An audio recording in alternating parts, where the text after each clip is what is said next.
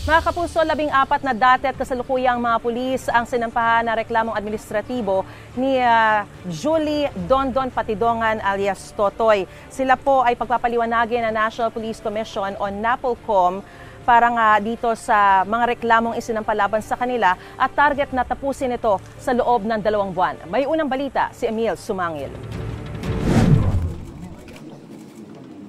Nagsadya sa tanggapan ng NAPOLCOM ang whistleblower na si Julie Dondon Patidongan o alias Totoy.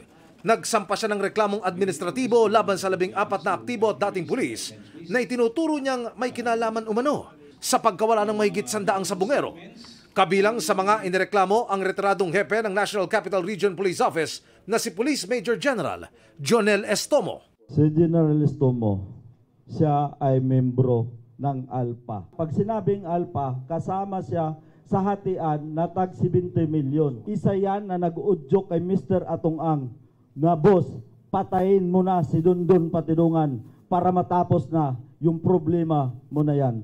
Sinampakan din ng reklamo ang mga aktibong opisyal na sina Police Colonel Jacinto Malinaw Jr., Police Lieutenant Colonel Ryan J. Orapa at Police Major Mark Philip Almedilla.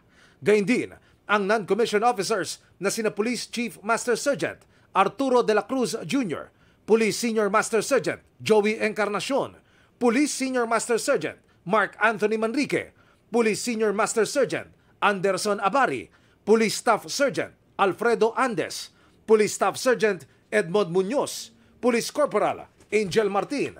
Dawit din ang 3 pulis na na-dismiss na raw sa serbisyo na sina Police Lieutenant Henry Sasaluya, Police Master Sergeant Michael Claveria at Police Corporal Farvi de la Cruz. Itong mga pulis na to, sila ang kumukuha ng mga missing sabungero galing sa farm. Sila ang nagdadala doon sa Taalik. Marami yan sila actually. Hindi ko lang mapangalanan dahil kilala ko naman yan sila sa mukha. Dahil yung binigay sa akin, medyo kulang to. I-evaluate din namin muna yung mga kwentong nilalahad mo sa iyong affidavit. Hindi porket sinabi mo na sa affidavit, kami maniniwala kaagad. Bibigyan natin ng due process ang lahat ng mga pinangalanan ni alias Totoy. Papadala natin sila ng summons o kaya ng order upang sila ay sumagot din. Sa gitna ng press con, naging emosyonal si Patidongan nang matanong kung may nagtutulak ba sa kanyang maimpluwensyang mga tao para gawin ito. Kahit sinong tao, pag ang pinag-usapan dito, pamilya, wala akong katatakutan sa kanila. Kung alam bulag na buong pamilya ko, papatay niya. Sinusubukan pa ng GMA Integrated News na makuha ang panig ng mga inireklamong pulis at ng negosyanteng si Atong-ang. Kasamang naghain ng reklamo ang mga kaanak ng mga nawawalang sabungero.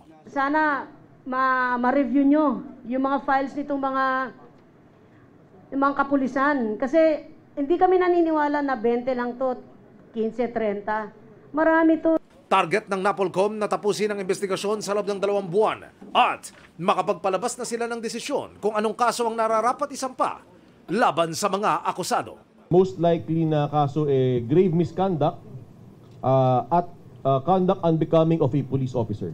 Ang penalties noon, pinakamababa ay suspension, ang gitnang penalty ay demotion, ang pinakamabigat na penalty doon ay dismissal from the service. Sa mga nangyayari ho ngayon, pakatandaan po ninyo na meron po kayong maasahang hustisya sa National Police Commission.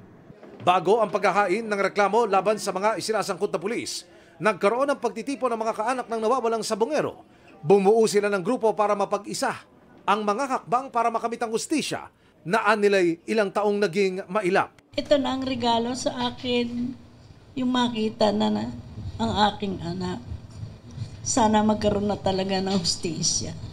Masakit sa isang magulang ang ganitong ginagawa ng mga taong mga may pera. Binibili ang tao.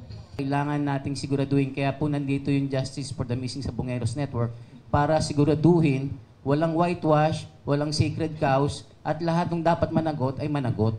Ito ang unang balita. Emil Sumangil para sa GMA Integrated News. Gusto mo bang mauna sa mga balita? Mag-subscribe na sa GMA Integrated News sa YouTube at tumutok sa unang balita.